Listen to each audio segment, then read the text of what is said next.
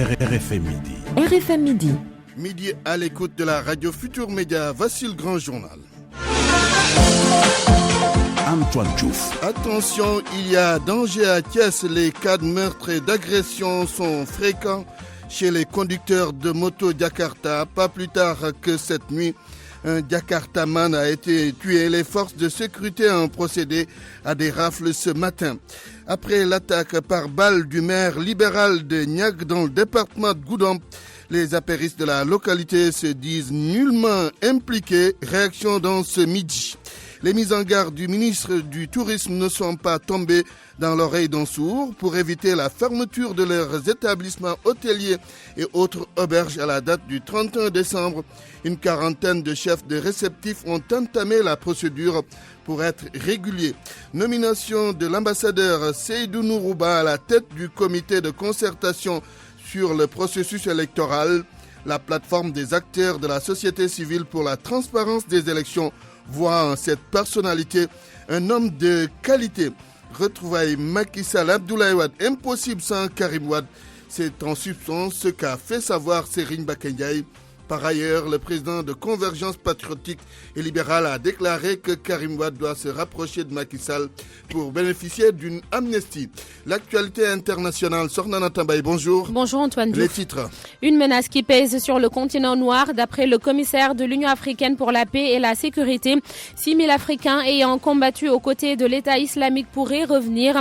Pour un spécialiste de la question, les États africains doivent réaliser l'imminence du danger et mutualiser leurs forces. Au Kenya, Raila Odinga a décidé de reporter sa cérémonie d'investiture. L'opposant devait être proclamé demain mardi président de l'Assemblée du peuple, 2 semaines après l'investiture du président élu Uhuru Kenyatta. Aux alentours de 12h20, la page des sports, mais déjà le menu avec Malal Junior Diagne. Bonjour Malal. Bonjour Antoine, bonjour à tous. Ligue des champions en Europe, Paris Saint-Germain contre le Real de Madrid, Chelsea contre FC Barcelone. Le tirage au sort des 8e de finale a eu lieu ce matin et de belles affiches sont au programme pour célébrer la Saint-Valentin les 13 et 14 février prochains.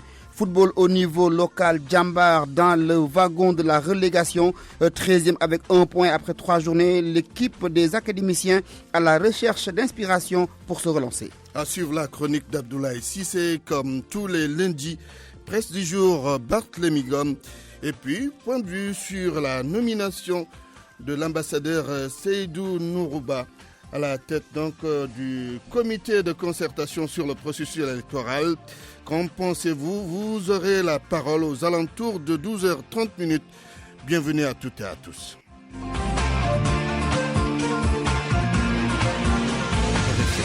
RFM Midi. Antoine Diouf. Mesdames, Messieurs, bonjour. Thiès, ville où règne l'insécurité, c'est le moins que l'on puisse dire, puisqu'avec le meurtre d'un conducteur de Jakarta, c'est la peur totale. Cela est donc fréquent dans la capitale du rail, où il y a beaucoup de cas d'agression. C'est pour cette raison que les éléments du commissariat central et du GEMI se sont déployés sur le terrain. C'était ce matin, ils ont procédé à des rafles. Les populations approuvent. Correspondant Cheikh Anta Diop. Meurtre, agression, vol à l'arraché. Depuis quelque temps, la cité du rail vit ce fléau. Hier, un conducteur de taxi-moto Jakarta a été atrocement assassiné, puis sa moto emportée. La police a procédé ce matin à des rafles. Aucune moto Jakarta ne circule à Thiès. Ce conducteur de taxi-moto Jakarta approuve. Vous êtes chauffeur de taxi converti en conducteur de Jakarta. Je suis entièrement d'accord parce que je suis en phase avec la police. C'est normal qu'elle procède à des rafles puisque parmi nous il y a des malfaiteurs, des voyous, des bandits de grand chemin et il faut assainir ce milieu. Ibrahim Ndiaye rencontré en ville révèle que Thiès est en danger avec ses conducteurs de taxi-moto Jakarta. Certains sont même des repris de justice. Les conducteurs de Jakarta, à mon avis, doivent bien filtrer leur métier parce qu'il y a des malfaiteurs là-dedans, des repris de justice. Il y en a qui disent qu'il y a des maquereaux Il y a des trafiquants de chanvre, que dans certains quartiers, il y a des malfaiteurs. Bon, la nuit, on dérape les moutons des gens. Les gens ne sont plus en sécurité. Donc, il faut assainir le milieu. Pour des raisons de sécurité, l'État avait récemment pris la décision d'exiger des papiers administratifs tels que l'assurance à tous les conducteurs de moto Jakarta. Mais jusqu'ici, l'application n'est pas encore effective. RFM Thiès, Cheikh Anta Diop. Cheikh Anta Diop, Ourossogui, la tension est vive à la gare routière. La gendarmerie veille au grain. Plusieurs éléments déployés sur les lieux pour assurer la stabilité. À l'origine de la tension, des divergences lors des élections du bureau du regroupement des transporteurs de Matam. Ali Bandelnian. Adama Sow est déclaré vainqueur avec plus de 470 voix contre ses adversaires. C'est le résultat de l'élection tenue hier à la salle des fêtes de la mairie de Ourossogui. En rébellion depuis plusieurs années contre l'élection de Mamoudou Tall à la tête du regroupement régional des transporteurs de Matam, le camp de Adama Sow vient ainsi d'organiser sa deuxième consultation. Alassane Ndoye, le syndicaliste, a fait le déplacement à cet effet et Bassirou Ndiaye, son secrétaire général. Nous sommes très fiers de cette journée. L'histoire retiendra l'élection de la gare routière dans une atmosphère très importante. Nous félicitons d'abord le candidat qui a été élu démocratiquement, Adama Sow. Nous félicitons encore le responsable moral syndical des transports routiers, Alassane Ndoye. Aujourd'hui c'est dimanche prochain ou lundi. Tout dépend de la décision du secrétaire général. Ça sera bientôt installé, Inch'Allah. Adama Sow devra avoir une équipe solide, très sincère derrière lui. Conscient de la sérieuse menace de troubles à l'ordre public, les autorités administratives locales ont bien pris le devant.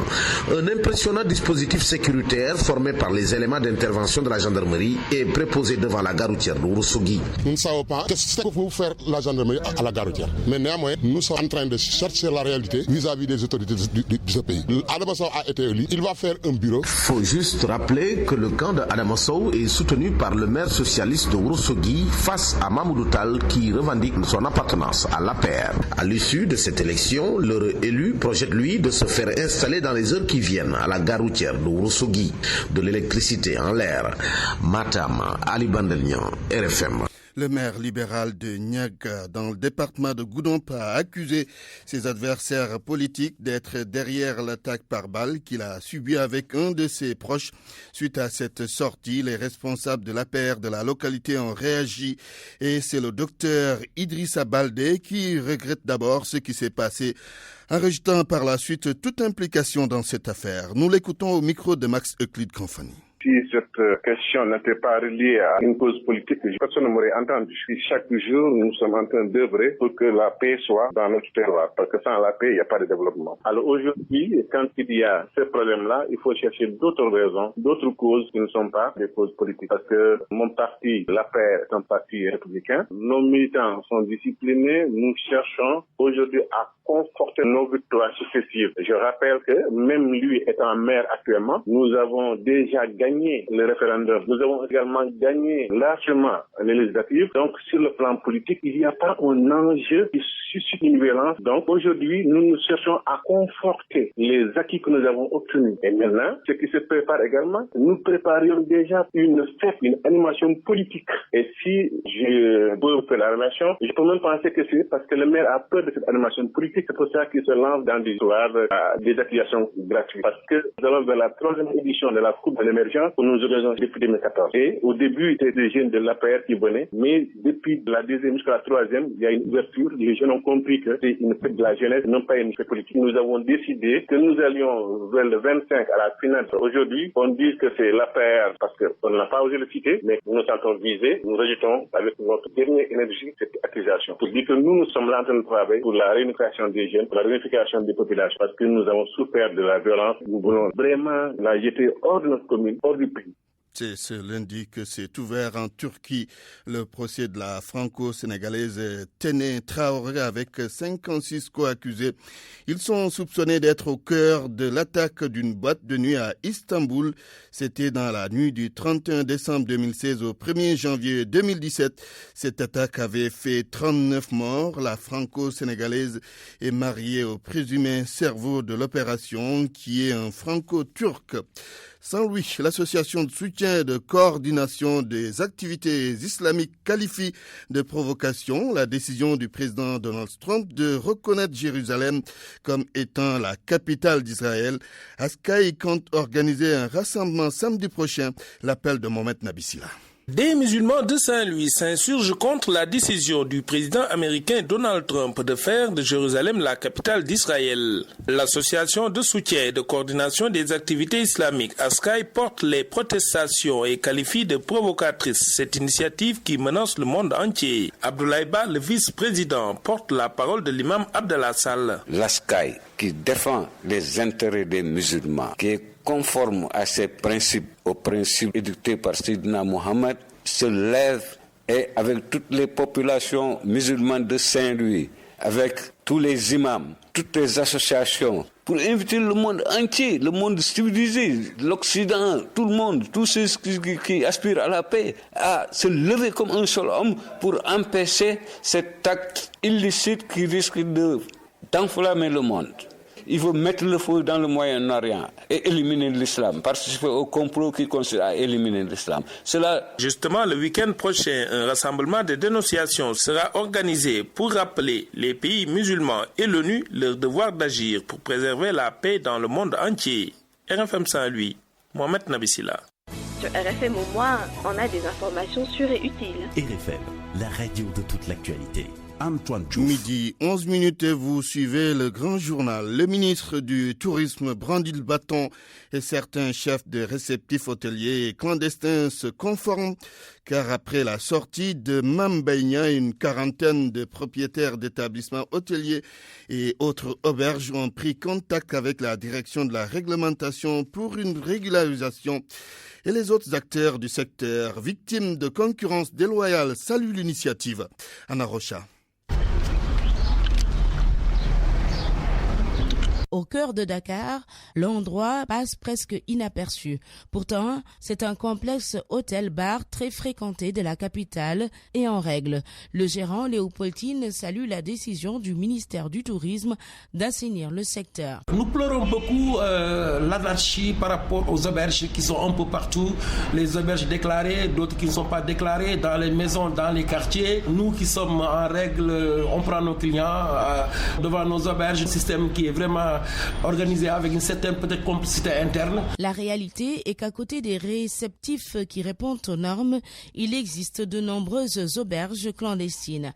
Elles poussent d'ailleurs comme des champignons et ce n'est pas sans conséquence, explique le directeur de la réglementation touristique, Mamadou Moustapha Sow. Ces établissements clandestins, non seulement ils constituaient une concurrence déloyale aux établissements qui sont reconnus et agréés par le ministère du Tourisme, mais ces établissements n'offrent pas une qualité de l'offre qui était requise. Et donc, pour toutes ces raisons, le ministère du Tourisme a décidé de mettre de l'ordre un peu dans tout ça et d'assainir ce secteur. L'ultimatum lancé par le ministre de tutelle a semble-t-il porté ses fruits. Plusieurs gérants et ou propriétaires d'établissements d'hébergement touristique ont fait le pas pour sortir de l'illégalité, selon Mamadou Moustapha Sow.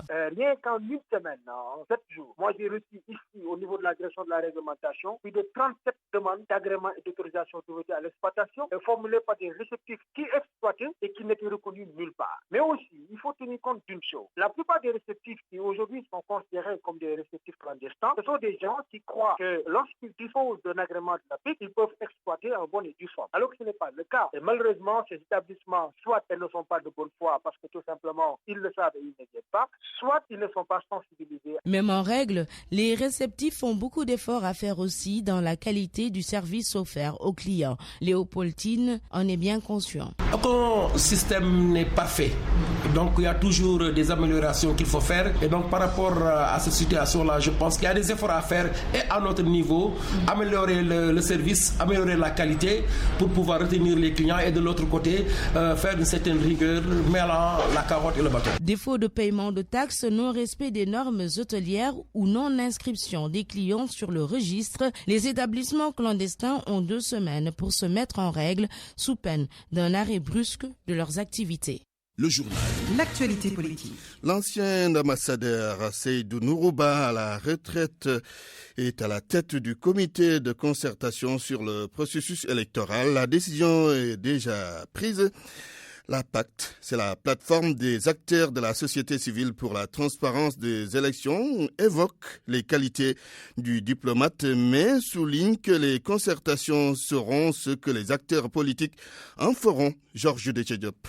Préjugé favorable pour Seydou Nourouba, le président de la plateforme des acteurs de la société civile pour la transparence des élections. Mazid Ndiaye dit bien connaître l'homme. Je pense que Seydou Nourouba a toutes les compétences, il a l'âge, il a l'expérience qu'il faut pour organiser des discussions de ce genre. Seulement, Mazid Ndiaye souligne que pour une décrispation et une confiance entre acteurs, ce sont les acteurs eux-mêmes qui ont la clé. Ce n'est pas lui qui fera l'atmosphère d'abord. Il n'a pas d'autorité, de pouvoir pour imposer quoi que ce soit aux gens. Il est facilitateur seulement. Donc l'atmosphère ne changera que lorsque les gens commenceront à discuter et à se faire confiance un peu plus. Mais selon les instructions que certains reçoivent de leur direction, selon la perception qu'ils auront de l'attitude ou des phrases de l'autre, parce qu'il y a ce que l'on dit et ce que l'on croit que l'on pense derrière ce qu'on dit. Et ça peut être des blocages,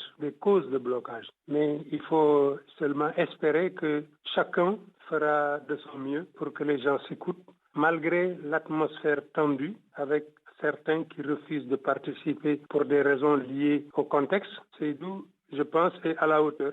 Mais il faut que les participants l'assistent, eux aussi. Seydou Nourouba attendu donc à l'œuvre. Reste à savoir aussi si les partis qui avaient opté pour le boycott vont rejoindre la table des concertations.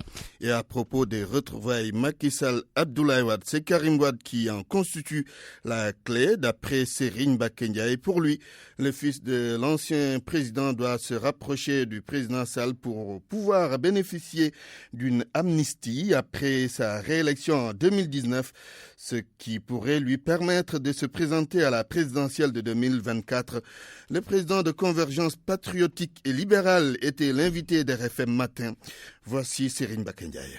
De mon point de vue, la seule personnalité capable de régler cette question définitivement, c'est notre frère Karim Wade. Je suis presque sûr s'il prenait l'initiative de demander à son père et d'y travailler, qu'il y ait retrouvailles entre Macky Sall et Abdoulaye Wade, il réussirait à le faire très rapidement. Ensuite, sur cette question, parce que si on doit se retrouver sur des bases objectives, moi, mon point de vue est que Macky Sall est un libéral, il s'en réclame, comme nous tous. Ce qui est possible de faire, c'est que Karim Wade accepte d'accompagner Macky Sall à partir de 2019 pour 2024. Si Macky Sall est réélu en 2019, il ferait revenir Karim Wade dans le jeu politique. À quel niveau? Comment? On en discutera. Mais en tout cas, Karim Wade reviendrait dans le jeu politique. Par une amnistie? Oui, pourquoi pas? Absolument. Ça, il faut absolument le faire. Par une amnistie, effectivement. Alors, maintenant, à la fin du deuxième mandat de Macky Sall en 2024, rien n'empêchera Karim Wade d'être candidat. Et de ce point de vue, je pense que nombreux sont les libéraux qui sont avec Macky Sall, et peut-être même avec Macky Sall lui-même, je n'en sais rien du tout. Mais beaucoup de libéraux accepteraient de soutenir la candidature de Karim Wade en 2024. De mon point de vue, c'est la clé du problème. En dehors de cette seule, peut-être qu'il y en a d'autres, mais je n'en connais pas pour le moment. Le fait que Karim Wade ne s'active pas pour cela équivaudrait au fait qu'il soit même un obstacle. Je ne dis pas qu'il est un obstacle, mais en tout cas, il est la solution. Est-ce que c'est lui le problème? Je ne sais pas. Est-ce qu'il est un obstacle? Je ne saurais le dire, mais la solution, c'est lui. Vous lui avez fait parvenir de cette idée? Oui, pas depuis qu'il est sorti de prison. Mais quand il était en prison, je lui ai toujours dit. Et quelle a été sa réponse à l'époque? Oh, vous savez, difficile à dire. En tout cas, il n'était pas contre les retrouvailles. Voilà. Maintenant, le mécanisme, comment ça doit se faire, ça c'est à discuter. Mais sur le principe, il n'a jamais été opposé à ça. Quand il était en prison, en tout cas, il n'était pas opposé. Serigne Mbacké Ndiaye était interrogé par Georges Détché-Diop. La suite de ce journal dans un instant. RFM. L'actualité internationale.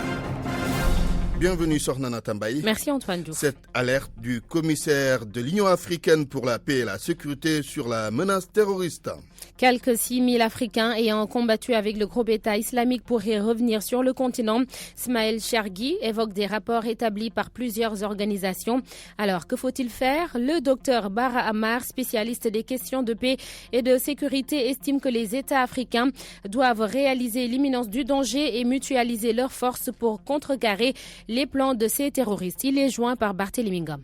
D'abord, les pays africains doivent comprendre qu'ils ont la lourde responsabilité de lutter contre une telle problématique et donc se préparer en conséquence. Il faut donc deux solutions essentielles. D'abord, une articulation des différentes politiques existantes. Vous savez, de plus en plus, cette problématique fait que plusieurs États s'intéressent à l'Afrique. Plusieurs États, notamment la France, les États-Unis, interviennent de plus en plus, surtout sur le volet militaire. Et moi, je dis qu'il faut que d'abord les États africains soient au devant et les États occidentaux viennent donc en aide. C'est ce qu'il faut comprendre en premier lieu. C'est ce que j'appelle une articulation des différentes politiques existantes. Aucun État ne peut à lui seul combattre une telle problématique. Ce qui signifie qu'il faut développer une coopération régionale d'abord et internationale face à une telle problématique. Deuxièmement, il faut comprendre que ce n'est pas les armes qui vont tuer l'idéologie. D'abord, moi je ne parle pas de terrorisme dans ce terme galvaudé. Moi je parle d'islamisme radical. Il faut comprendre que ces groupes qui attirent de plus en plus de combattants étrangers,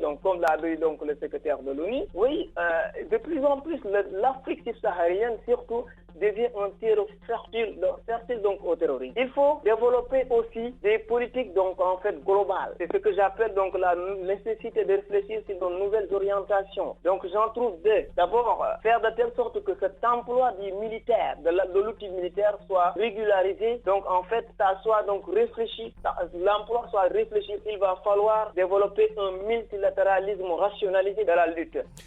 Plus de 100 migrants échappent à la mort dans les eaux espagnoles. Sornana Tambay. Ils sont 104, Antoine, à avoir été secourus. Ces migrants, des Maghrébins et des Subsahariens, ont quitté les côtes algériennes et marocaines à bord de 3 canots. Les équipes de sauvetage de la marine espagnole ont réussi à les stopper avant qu'ils n'arrivent à traverser le détroit de Gibraltar. Burkina Faso, le pays célèbre son 57e anniversaire d'indépendance dans un contexte social tendu. Des syndicats des travailleurs ont mis plusieurs revendications sur la table et à côté, le peuple burkinabé attend avec impatience les procès dans plusieurs dossiers judiciaires. Le président Roch-Marc Christian Kaboré demande à ses compatriotes de changer de mentalité. Diarra Diatta.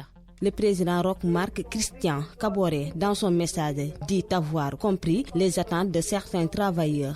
Il veut rassurer les partenaires sociaux de l'engagement du gouvernement et améliorer leurs conditions de vie et de travail, mais sans dépasser la ligne rouge que constituent les limites des ressources disponibles. Quant à la réconciliation nationale tant souhaitée par les Burkinabés depuis l'insurrection de 2014 et le coup d'État de 2015, le président du Faso rappelle que la seule voie pour y parvenir est le triptyque, c'est-à-dire la vérité, justice et réconciliation. Il tient à souligner que cette démarche n'est pas dictée par la volonté contre-productive de faire des règlements de compte politiques. Le président burkinabé demande enfin un profond changement de mentalité des Burkinabés afin de bâtir une nation prospère et respectée, attachée aux valeurs d'égalité, d'intégrité, de justice et d'équité. Kenya, Raila Odinga serait-il revenu sur sa décision? En tout cas, l'opposant qui a perdu la présidentielle voulait organiser une cérémonie d'investiture ce mardi 12 décembre. Il s'est autoproclamé président de l'Assemblée du peuple. L'opposition qu'il dirige a décidé de reporter la cérémonie. Des ambassadeurs, des leaders religieux et même une partie de la coalition à laquelle appartient Raila Odinga lui ont fortement déconseillé une telle initiative. Une investiture parallèle dans un pays divisé par la dernière présidentielle. Au Rwanda, le comité des Nations Unies contre la torture se dit pas du tout rassuré. Pour la structure, le pays doit revoir sa politique pénale en matière de torture. Les personnes reconnues coupables d'actes de torture n'encourent que 6 mois à 2 ans de prison et peuvent échapper à une condamnation grâce à différents types d'amnistie. En plus de cet aspect, le comité demande au régime actuel de mettre un terme aux détentions et poursuites d'opposants, journalistes ou d'activistes. En 5 ans, 11 cas de torture ont fait l'objet d'un procès et seules 6 personnes ont été condamnées. Merci Sornana Tambay pour cette page internationale. Parole aux auditeurs. L'actualité, qu'en pensez-vous? Moi, je pense que vous devez. Réagissez dans nos éditions d'information sur l'actualité. Bonjour. Oui, bienvenue sur cette antenne de RFM. Du lundi au vendredi, vous avez la parole sur RFM. Point de vue sur la nomination de l'ambassadeur Seydou Nourouba à la tête du comité de concertation sur le processus électoral. Le débat, c'est dans quelques minutes. RFM Sport.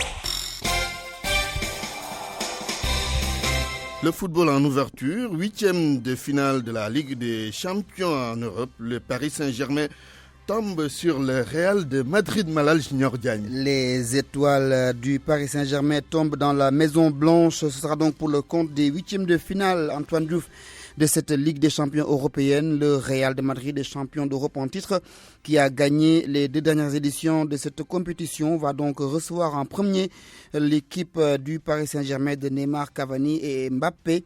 Les autres rencontres ont également un penchant avec de très belles affiches dont nous livre les détails ici Barthélémy Ngom.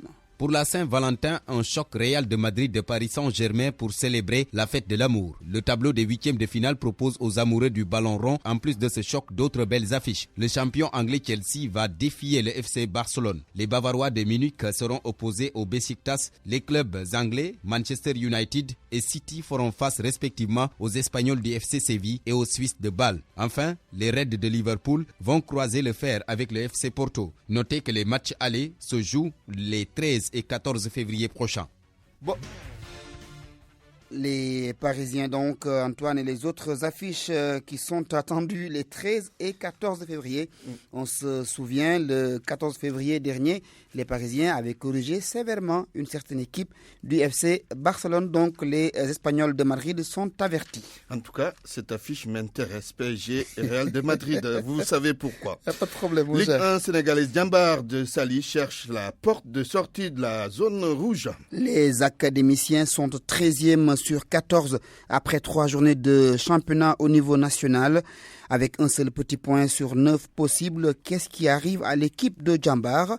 Malgré cette situation inquiétante, l'entraîneur de cette équipe de Diambar est confiant. Il estime que ses joueurs sont jeunes et qu'ils vont travailler pour sortir de cette situation difficile. Boubacar Gadiaga, que nous écoutons.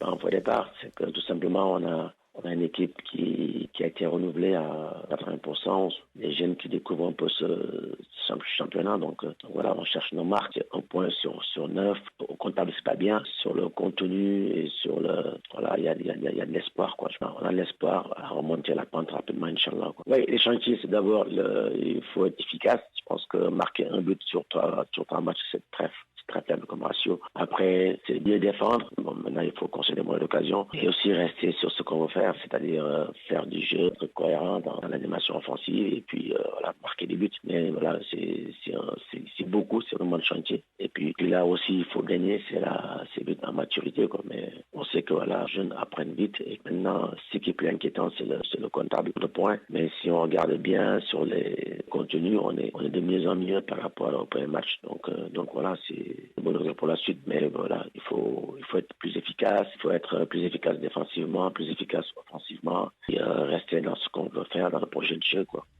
Célébration, Antoine, du gala de l'ANPS édition 2017. Ce sera donc pour ce samedi 16 au théâtre Sorano. Les journalistes sportifs donc vont récompenser les sportifs les plus méritants. On a donc sur la liste la vice-championne d'Afrique au niveau du basket chez les filles, Astou Traoré, mais également comme meilleur footballeur Sadio Mané ou encore de jeunes lutteurs comme Omar Khan Regrec. Pour finir avec le basket, Ramata Dao s'est exilé depuis la semaine dernière en France. L'international du Sénégal et joueuse de l'AS Ville de Dakar a signé un contrat avec une équipe française dont les dirigeants de l'AS Ville de Dakar ont préféré ne pas donc divulguer le nom pour le moment. Mais ce qui est sûr, c'est que la joueuse a quitté Dakar pour rallier la France, Antoine. Merci, Malal Junior Diagne. RFM, la chronique du jour. La chronique d'Abdoulaye Cissé sur la décision des autorités en charge des transports terrestres d'interdire le transport interurbain à des heures tardives. Décision donc pour arrêter les hécatombes ou l'hécatombe sur nos routes. Abdoulaye Cissé. Bien essayé, car il faut bien que les nombreuses promesses du chef de l'État pour prendre à bras le corps le phénomène des accidents qui ont endeuillé le Sénégal entier en charriant leur lot de morts et sémant la désolation dans les familles. Il faudrait donc que ces directives du président Macky Sall de faire un rapport par-ci, de mener une enquête par-là, soient suivies d'effets pour montrer un début de solution. Mais penser qu'il faut interdire le transport interurbain de voyageurs le soir après 22 heures pour sauver des vies, il fallait y penser à celle-là. Non, faut peut-être devenir un peu plus sérieux car le problème est très très sérieux. Qui a dit au ministre des Transports que les accidents les plus graves se produisaient la nuit? Simple vue de l'esprit ou même simple invention pour asseoir une thèse pour donner l'impression d'agir pour juguler le phénomène des accidents meurtriers. Dans les deux cas, c'est grave, car cela voudrait dire que les pouvoirs publics n'ont pas une profondeur d'esprit pour agir contre ce phénomène. En tous les cas, nous ne devons pas avoir les mêmes statistiques et nous nous faisons le devoir d'en citer quelques références pour réveiller Abdoulaye Daouda Diallo.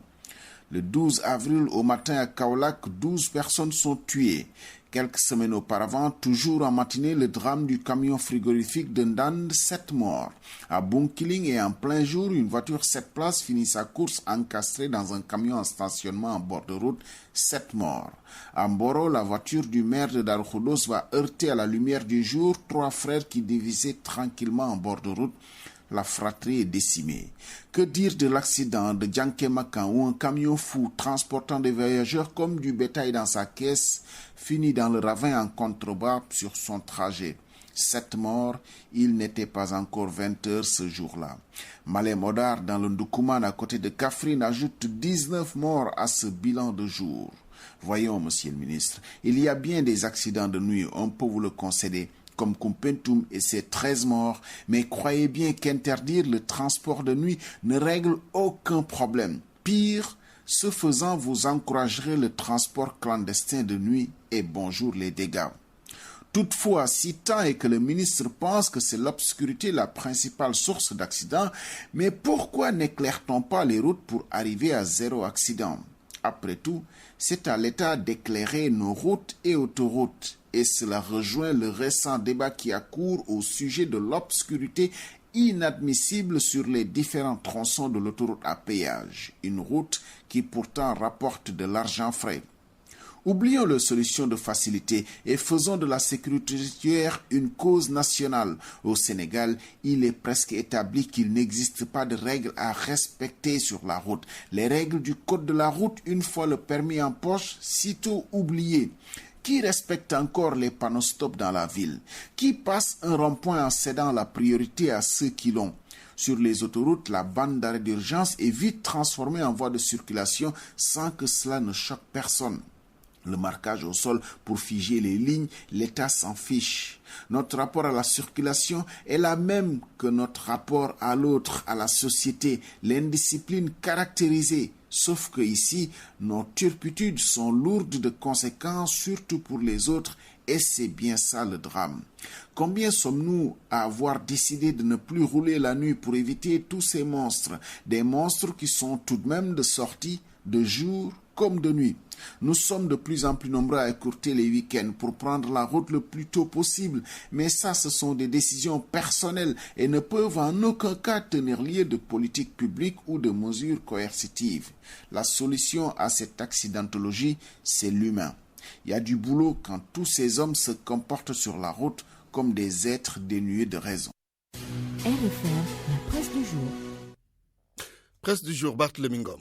Bonjour. Entre Maître El Hadji Diouf et son ami Macky Sall, le fossé se creuse au gré de l'actualité. L'invité du grand jury sur la RFM, repris par Sud Quotidien, dit ses vérités au chef de l'État. C'est lui qui se réclame député du peuple a lancé des pics hier au président de la République. Ce n'est pas en allant faire la cour aux chefs religieux que vous serez réélu, a-t-il dit devant Mamoudou Ibra Kane. Il ajoute dans les colonnes de Sud Quotidien que les chefs religieux ne votent pas. La robe noire estime que le pouvoir de Macky Sall est un pouvoir de trahison qui bouffe ses propres enfants. On a liquidé tous les proches, s'indigne le député du peuple, et il dénonce dans la foulée l'arrestation de Khalifa Sall. Maître compte d'ailleurs se constituer pour défendre le maire de Dakar dont le procès est prévu jeudi prochain. Dans l'Observateur, Maître El Hadji Diouf enfonce le clou. Tout est nul dans l'affaire Khalifa Sall, dit-il. Un autre invité dans une autre radio, Moussa Tine, le président de l'Alliance démocratique Pencho. Il était à l'émission Objection sur Sud FM. Sur l'affaire de la caisse d'avance, il estime que le pouvoir cherche à rendre Khalifa Sall inéligible. Repris par Sud Quotidien, Moussa Tine déclare que les charges retenues contre le maire de Dakar et ses co-inculpés sont corsés pour annihiler les prétentions présidentialistes du premier magistrat de la ville de Dakar. Moussa Tine, qui dit avoir relevé plusieurs violations de la procédure, prévient qu'ils ne se laisseront pas faire car ils vont engager la bataille sur le plan juridique, politique mais aussi institutionnel. La Tribune résume ses sorties de Moussa Tine et de Maître El Hadji Diouf. Mon confrère parle d'un sale boulet pour Macky Sall.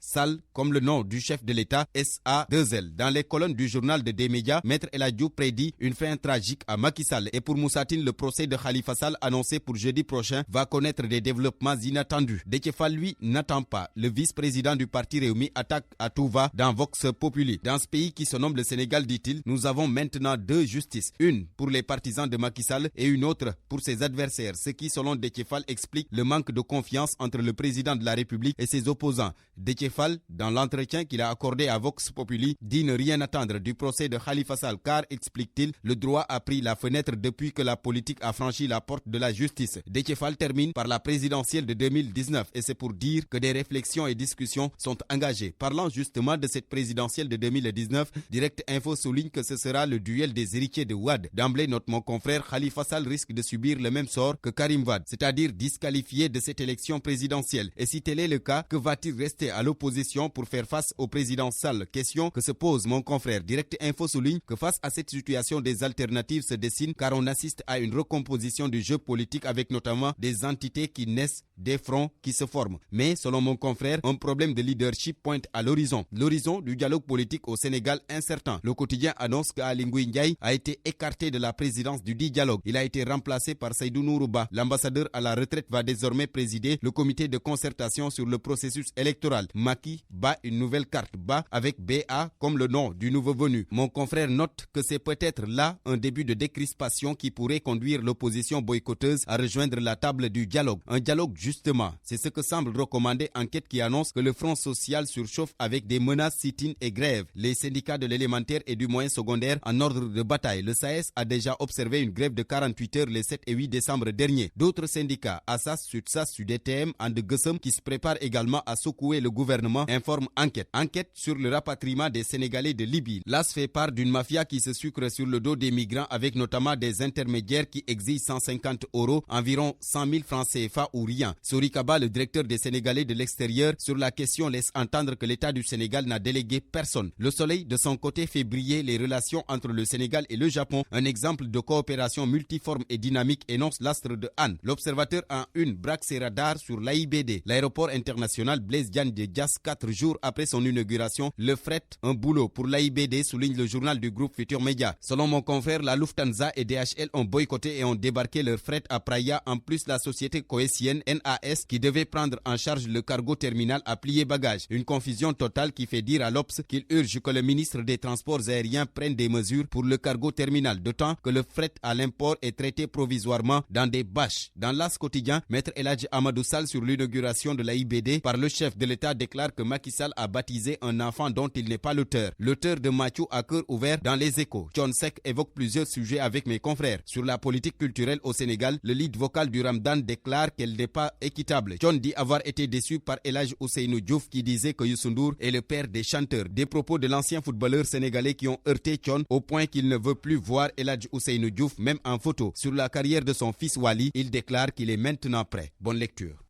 Point de vue. Regard croisé sur l'actualité du jour. Point de vue sur la nomination de l'ambassadeur Seydou Nourou Ba à la tête du comité de concertation sur le processus électoral. Et vous avez la parole.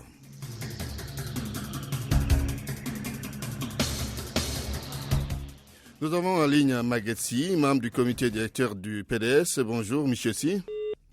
Maguette Sy, que nous allons retrouver dans quelques instants. Il y aura également Benoît Sambou.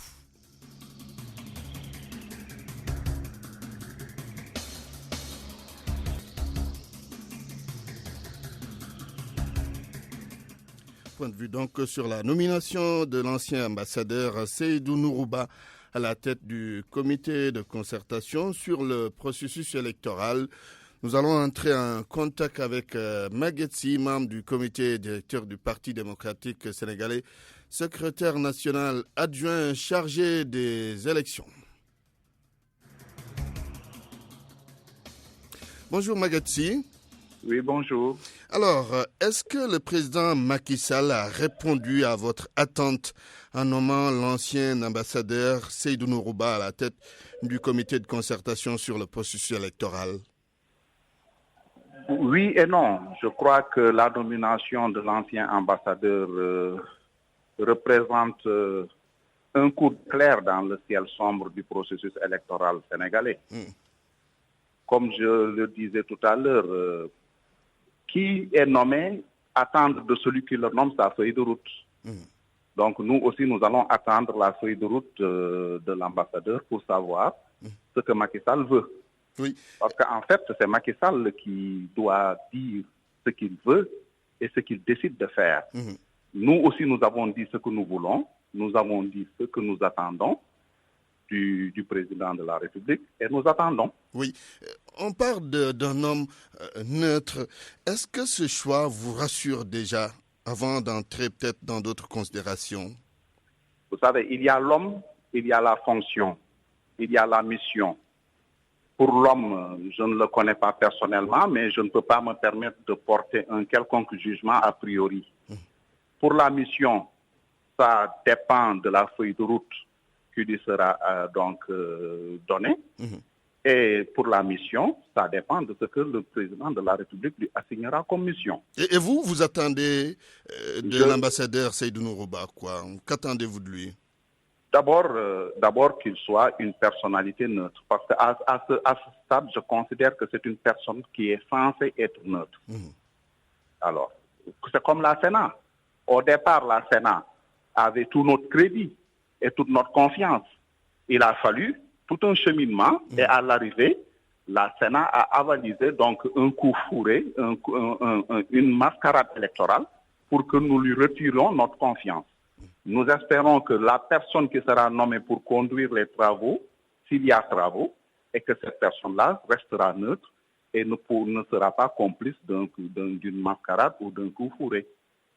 Avec cette nomination, est-ce qu'on peut attendre que l'opposition, dite significative, aille à la table des discussions, pour ne pas dire négociations? Vous savez, au sortir des dernières élections législatives, et en référence au livre blanc que notre coalition gagnante Wattu Sénégal avait donc publié, il y avait des positions claires que nous avions donc annoncées. Sur le fichier électoral, nous voulons un audit du fichier électoral. Donc il n'y a pas de concession à faire sur cette question-là. Il faut auditer le fichier.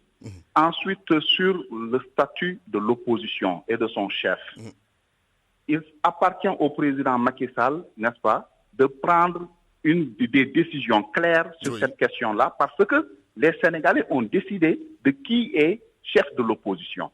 C'est clair. On le connaît. Mais apparemment, Macky Sall n'en veut pas. Et donc, il faudrait que Macky Sall prenne ses responsabilités et nous indique le chemin pour dire que voilà, nous allons dans cette direction-là et en ce moment-là, nous pourrons juger de ce qu'il y a lieu de faire. Pour terminer avec vous, après cette nomination de Seydou Nourouba, vous allez continuer à réclamer un ministère ou bien un ministre en charge des élections? Oui, mais vous savez, je ne veux pas, moi personnellement, je ne souhaite pas me focaliser sur la nomination de l'ambassadeur. Oui, parce que quand même c'est le sujet du jour. Oui. Peut-être c'est la question du jour, mais ce n'est pas le point essentiel de notre approche. N'est-ce pas? Nous, ce que nous disons, c'est que les travaux, si nous devons prendre part à des travaux concernant le processus électoral, il faudrait que ces travaux-là soient conduit par une personnalité neutre. Justement, pour cette raison, on ne peut pas ne pas se focaliser sur sa nomination. Mais vous continuez à réclamer un ministère en charge des élections. Je précise seulement que c'est un détail dans le processus. Oui, oui, mais c'est extrêmement important. Ce qui est plus important, c'est justement les questions dont nous devons discuter. N'est-ce pas, le fichier électoral, le statut de l'opposition et le processus électoral lui-même, tout ce qu'il y a à améliorer dans le processus électoral. Si ce n'était pas important, pourquoi avez-vous récusé le ministre de l'Intérieur? Parce qu'il n'était pas neutre. Très bien. Merci. Parce qu'il n'était pas neutre. Merci, Maguetsi. Voilà, merci. Merci. Je rappelle que vous êtes membre du comité directeur du PDS. Abdoumbo, membre de la PR, vice-président à l'Assemblée nationale. Bonjour.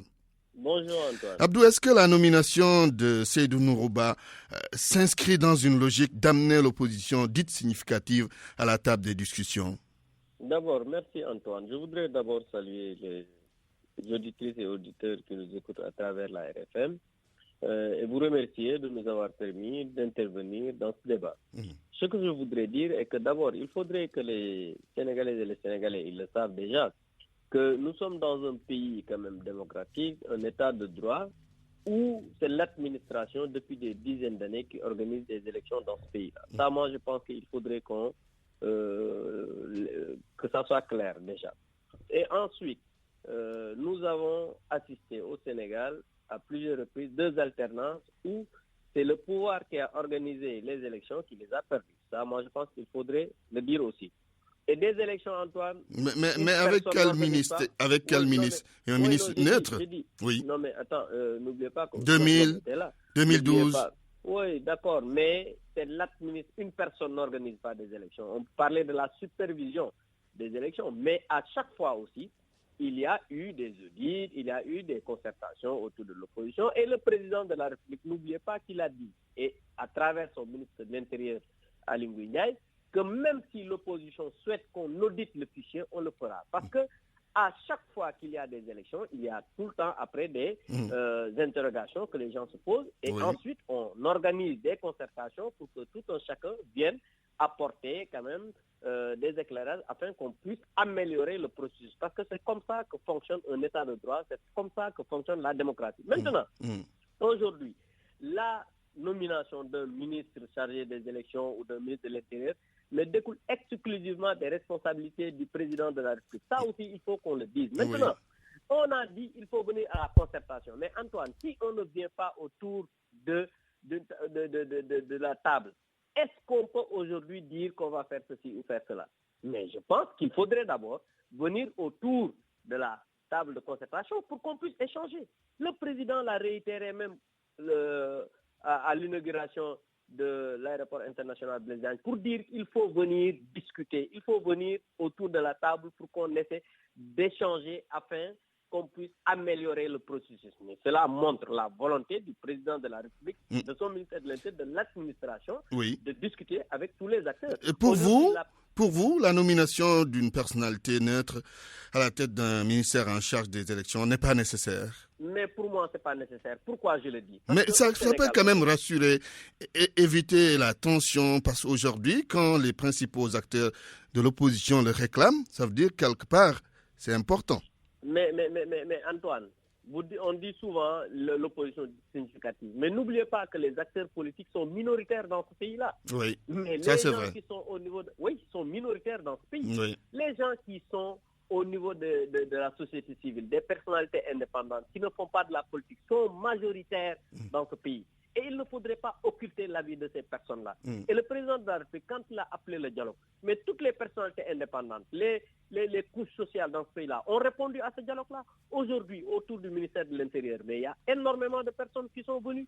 Et n'oubliez pas qu'on parle d'opposition significative et tout. Mais combien de partis étaient ensemble autour de ces ministères-là? Et le PUR, les Montey et tout, qui sont partis seuls, mais sont venus à l'Assemblée nationale avec un député. Mais il faudrait aujourd'hui faire quand même le prorata de tout cela. Il y a combien de partis au niveau de l'opposition qui est venu ici avec 19 députés?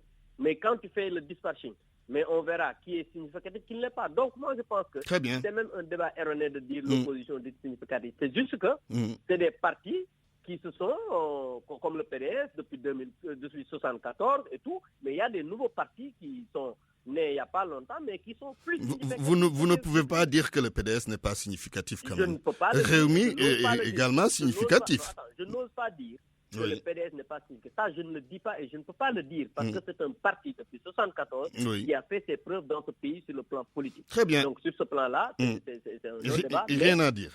Non, il n'y a rien à dire. Mais merci. Il faut dire, il faut que les politiques respectent les Sénégalaises et les Sénégalais et venir autour de la table de négociation pour qu'on puisse voir comment améliorer le processus pour aller à des élections paisibles, transparentes et démocratiques. Très bien, merci Abdoumbo. Je rappelle que vous êtes vice-président à l'Assemblée nationale, membre de l'APR. Fin de cette édition. Voici le rappel des titres. Antoine Diouf. Il y a danger à Thiès. Les cas de meurtre et d'agression sont fréquents chez les conducteurs de moto Jakarta. Pas plus tard que cette nuit, un a été tué. Les forces de sécurité ont procédé à des rafles ce matin. Après l'attaque par balle du maire libéral de Niaga dans le département de Goudomp, les apéristes de la localité se disent nullement impliqués.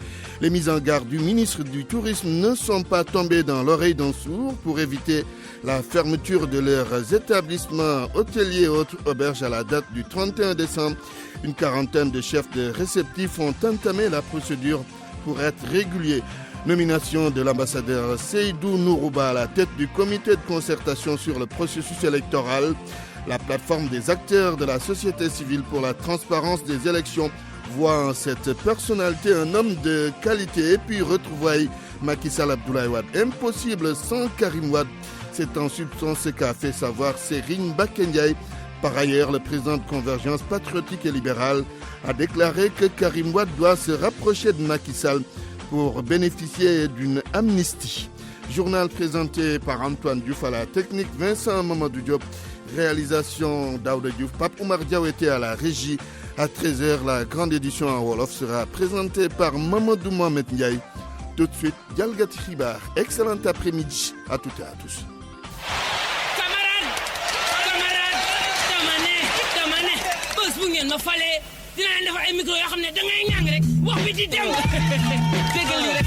mbokk yi nag asalaamaaleykum dellusiwaat nañ fii ci studio de production Oustaz Maodo Lamine Donde ginnaaw bi ñu jógee ci weekend bu puuc puuc rapaj pàcc ki nekk ci xarale gi Diop la fu waxukaay bi fu la bale bu dee kiis ñu tàqariñ jaa ngeen jëf naka mbokk yi waxtu tàkkariñ jot na delloo buum ca mboy mboy ga rek ganu kër gi lay doon Ndakaar ak en sénégalogie laaj ak tontu dox na digganteem ak tonton Ad. Ndakaar ak en sénégalogie ñu ngi lay nuyu. tonton Ad je me remercie. waaw Ndakaaru barki Dembo Ndiaye ñu ngi doon ubbi aéroport bu bees ba ca Diass waaye naka ñu ci bari tey ñu ngi doon déngat ne kaar desul woon ci dëkk bi nde kaar yépp nag yeboon nañ ci militants yi yóbbu foofee ca Diass ana ban jàngat nga ci am. xam nga tonton aéroport Blaise Diagne bi ouverture bi bus yi manqué mais c'est tout à fait normal hein nit ñi wax yooyu yëpp mais kan moo fi nekkoon administration tout le monde était là-bas et puis en plus dafa permettroon askan wi ñi nga xamante ni bon vraiment dañu bëgg lu yomb am nañ keroog jour boobu dépense parce que ñi ñuy yeboon ci carré ay 2500 3000 ainsi de suite hein nga dem gis aéroport bees bi ça valait le coup par rapport à la valorisation donc c'est pour dire que dans la différence par rapport à l'autorisation à l'autoroute par rapport à la transportation du transport 2500 par jour vraiment ça vaut que ñenn ñi ci askan wi jour boobu ñu am problème ñenn ñi am dépense kon loo arrangé askan bi la effectivement voilà nga teg foofu kon sa baaraam Dakar lok en sénégalogie ni jox la dig daje ci yeneen toftali xibaar jërëjëf nag tonton Adam mbokk yi nag cooki fin egsi nañ ci muy li kër yëgle kaay xëy kiñ ci àndal di sunu maman yaay kenn jàllu ji joom nga teg ci ajaratu astafurlah ajaratu ala jara man jara ko min kay ajaratu yaay kan jàll jéeri